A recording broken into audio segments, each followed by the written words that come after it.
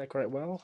It's the first time I've had her on my hand without her being on something, and me wearing gloves and stuff. And her perched on me instead of just being in the centre of my hand. I wanted to make sure her feet were okay. She seems to be moving a little bit more today than she was. Yeah. I was just concerned because she doesn't seem to be walking yet. Could still be another few days before she's actually probably starts doing it.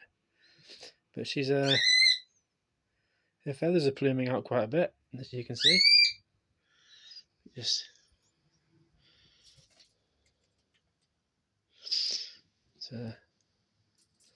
yeah, and she's got quite a good balance, haven't you, sweetie? Yeah. She's a little bit nervous about this camera. She doesn't quite realise what this bird that looks rather similar to her is doing. Anyway, hope you're all having a good day. And special things happen to you as well. Have a lovely day.